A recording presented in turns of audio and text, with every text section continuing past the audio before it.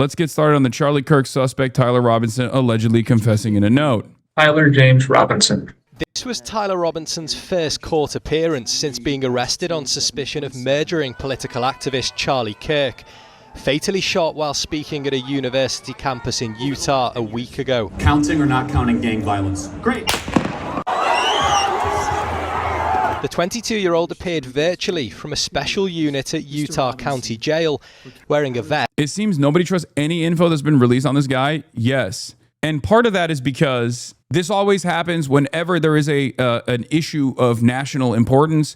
There is an issue of global importance, and this story has obviously become like a global issue. So there's a lot of misinformation flying around. This also happens with like the partisan media landscape that exists. People make up their own minds, right? People make up their own minds about like what took place, what transpired. There's also one very important aspect here, and that pertains to complete societal collapse in some ways, the erosion of the infallibility of institutions, the erosion of the confidence people have in these institutions, partially due to people like Kash Patel being the head of the FBI, partially people being propped up into positions of power and positions of prominence in this administration simply due to their loyalty to Donald Trump rather than their competence. And that's specifically why a lot of people understandably are like, I don't really trust whatever you're saying. Even Republicans are having a hard time trusting what Kash Patel has said. And I think it's because, you know, Kash Patel seems very untrustworthy.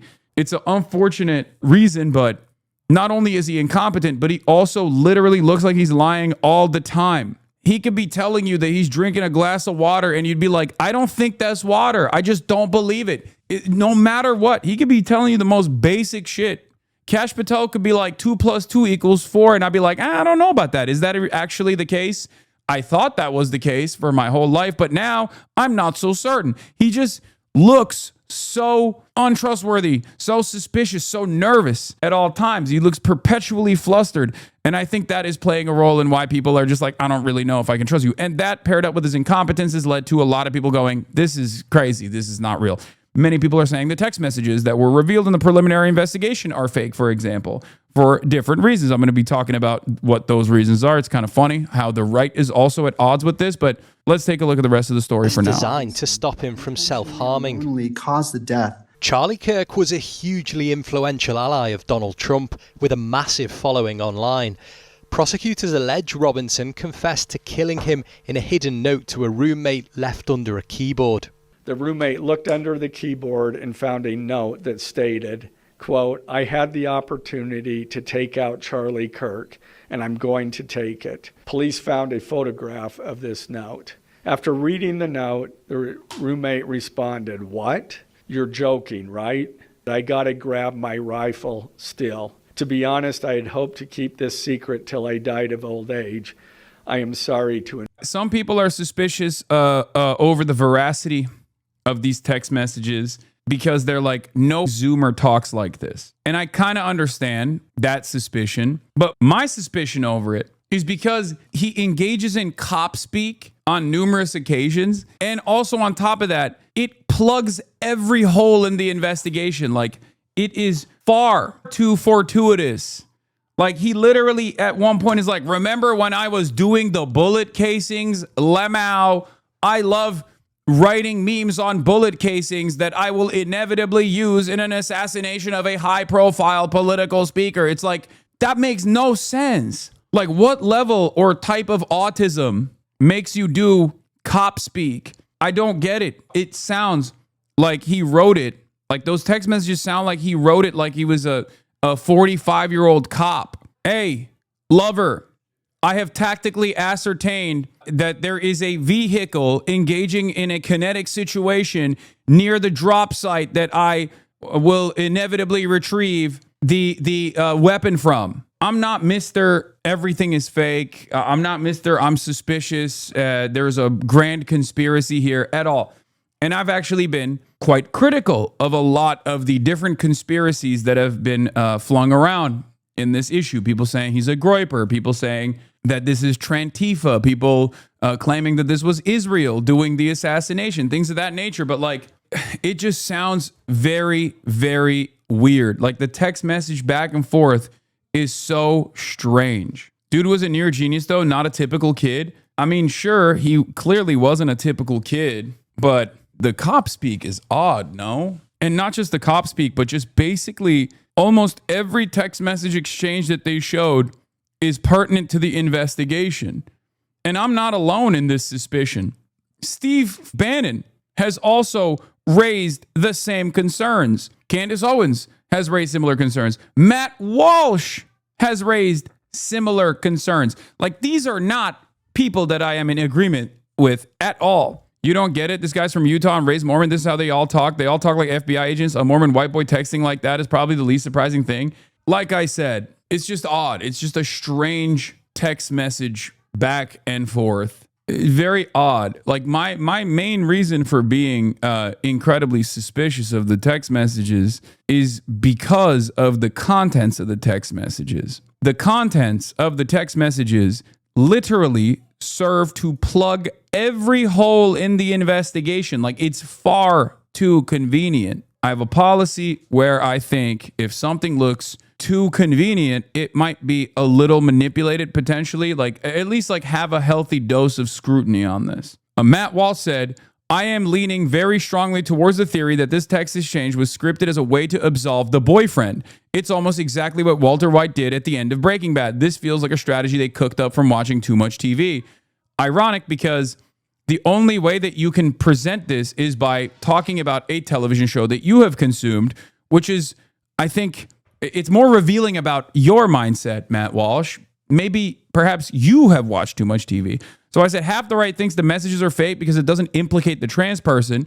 The other half think the shooter is a patsy because it was Israel that killed Charlie Kirk. I will say the text messages are too perfectly plugging holes for the investigators. Unnatural. Yeah, this feels like Breaking Bad. Guy who's only seen Breaking Bad. Yeah, I know it's not a back and forth. There are ellipses in the convo because it's cut together. The cop speak is consistent with his upbringing. The rest of how he talks is consistent with being a Reddit kid. Also, the messages seem to cover all the bases because they're cut together from a longer convo and used to justify the charges. No, I understand that. I know that. That's not like an unnatural conversation that just took place like that. I know they cut the most valuable aspects of it. What I'm saying is putting that in writing, saying that there is a squad car near the drop point or, you know, shit like that. Even bringing up the fact that he like stamping the bullets, like stamping the casings. Like, that's strange. That's a strange ass thing. Like, why did you do it? I did it because some type of hate cannot be met.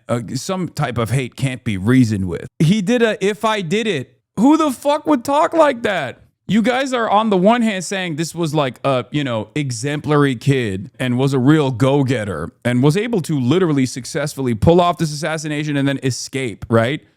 But also simultaneously, his text message conversations are revealing everything. You know what I mean? Like, he's just like, yeah, I did this because I am Antifa. Like, it's just a very convenient narrative that you can kind of point at. It doesn't go too far. Like, he's not like, I am Antifa and I was radicalized by watching leftist content creators who I think should probably go to prison because of the radicalization that they put me through.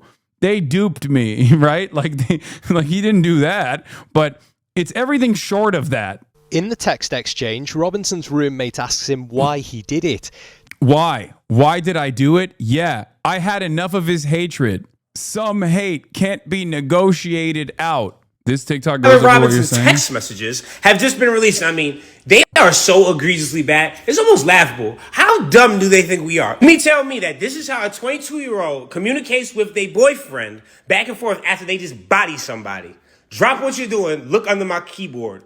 Whereas conveniently a note, I had the opportunity to take out Charlie Kirk. I'm going to take it. What's the point of leaving this note to your boyfriend, but then texting them to admit to it anyways?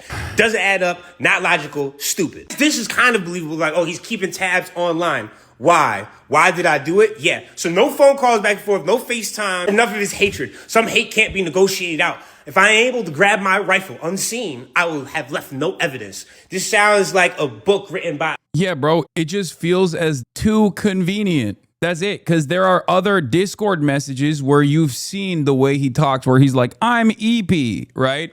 There are Discord messages with that kind of show the pattern of how he communicates with other people.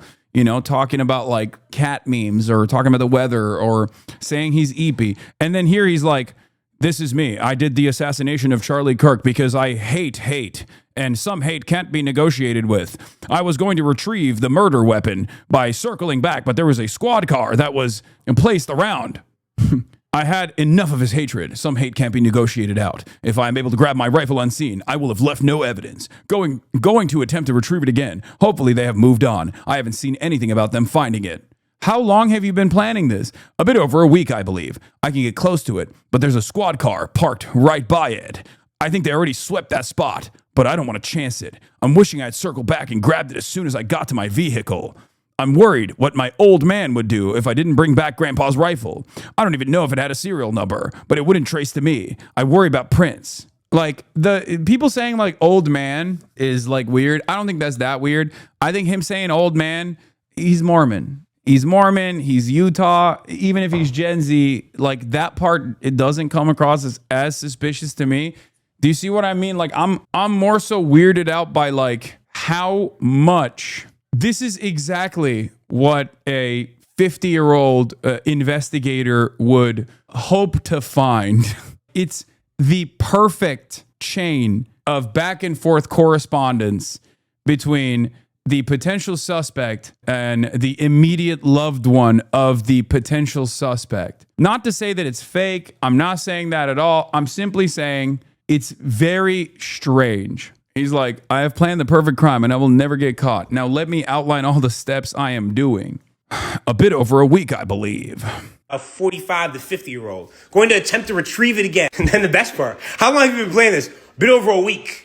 Before, they was just saying that there was more than 20 people that could possibly be involved, that this looked like a network that was all helping out to take out Charlie. Now it's just solo dolo for a week. And I was like, oh yeah, I already knew what I was about to do. I circled back and grabbed it as soon as I got back to my vehicle. First time we're hearing about a vehicle. I'm worried what my old man would do if I didn't bring back Grandpa's rifle.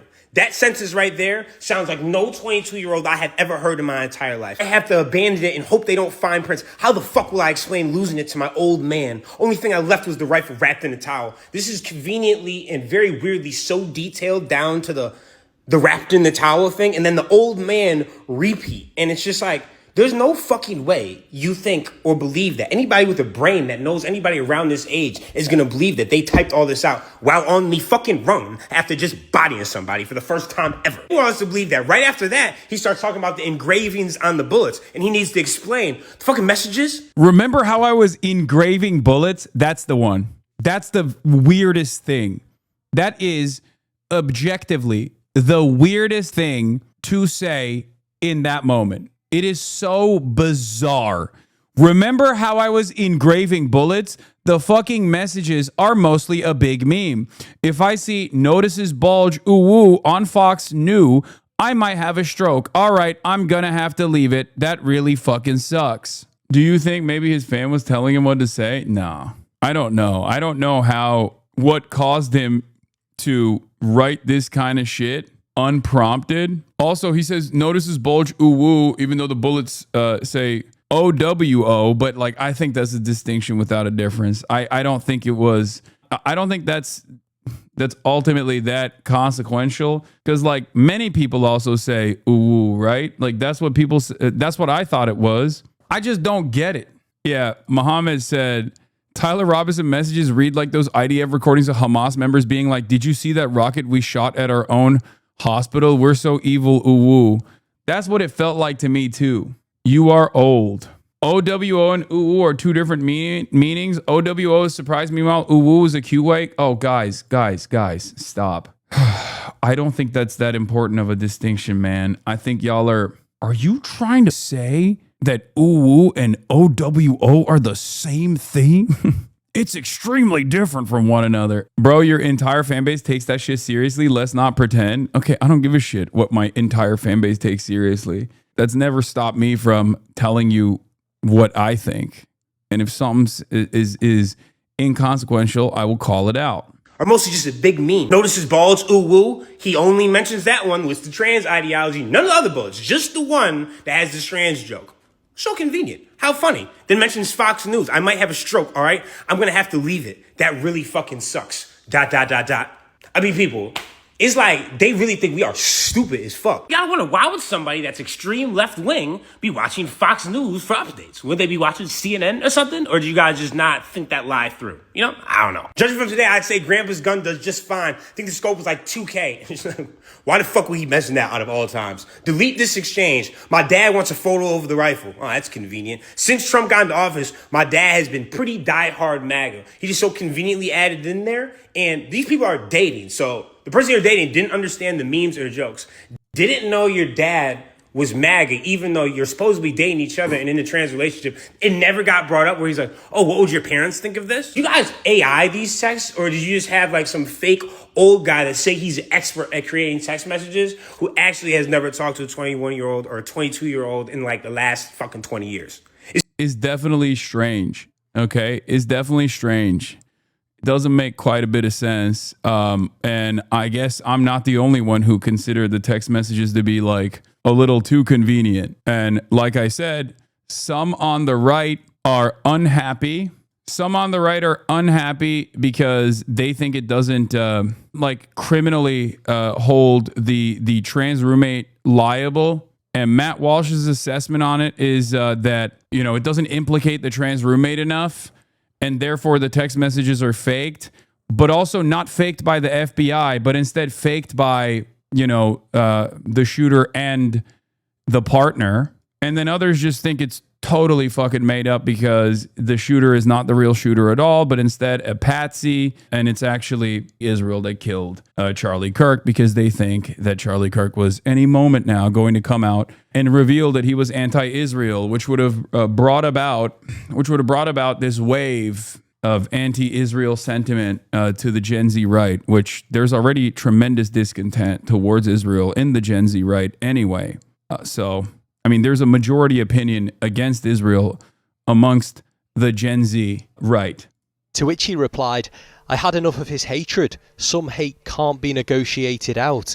He went on to speak about his dad, saying since Trump got into office, he'd been pretty diehard MAGA. The exchange ends with the pair sharing concern for one another before Robinson pleads with his roommate not to talk to the media or the... The roommate, who hasn't been named, is cooperating with the police. Tyler Robinson's arrest followed a 33-hour manhunt. His father encouraged him to surrender after recognising his son from images released by the police. Robinson hasn't entered a plea to the 7 charges he faces, which include committing a violent crime in the presence of children and aggravated murder. Join me in welcoming the next Vice President of the United States. It's alleged Robinson targeted Charlie Kirk because of his political expression. Bullet casings found with the rifle used in the shooting are engraved with anti-fascist slogans. Do you plan on designating Antifa finally a domestic terror organization?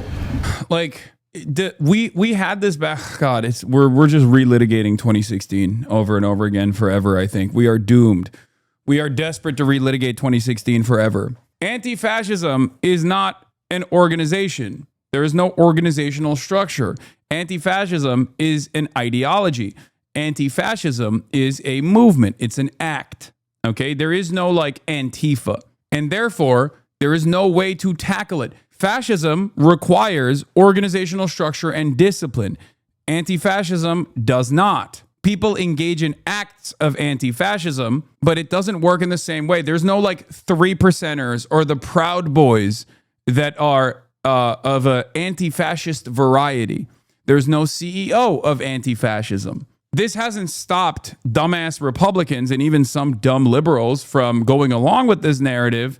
And it certainly was heating up in the 2016 era, and they're basically bringing it back. They're bringing it back big time. But that is, of course, by design. It's vague, and I think many of these guys also understand that it's just like an action that people take, so they can say anyone and everyone is Antifa. Because technically there is no real RICO charges that you could present, or real terrorism charges that you could present towards people who are anti-racist, for example, and engaging in an act of counter-protest against like fascist mobilization in their neighborhoods or whatever, because there is no organizational structure, they can just say everyone is Antifa, because technically anyone who is anti-fascist, myself included, and many of you as well, a part of the organizational structure that they've designed of Antifa. It's very stupid. Also, there is the other side of the story, which is, what are you if you are anti-fascist?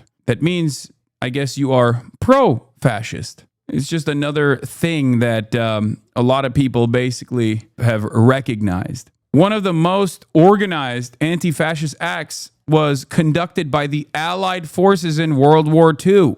That was Antifa. That was an anti-fascist action. So clearly, it's not a real thing. Well, it's something I would do, yeah. Anti-fascist groups are increasingly the target of President Trump. It's thought his team could soon introduce an executive order to combat hate speech. He also wants to use a law known as RICO to bring racketeering charges against left-wing groups he's accused of promoting violence. So help you God.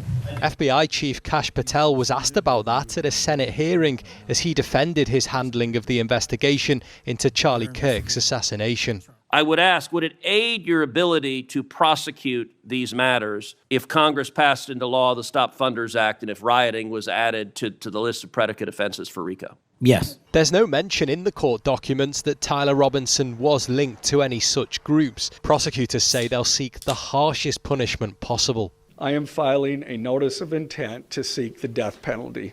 I do not take this decision lightly, and it is a decision I have made independently. Tyler Robinson will next appear before court on the 29th of September. Mr. Robinson, I invite you to join us at that time.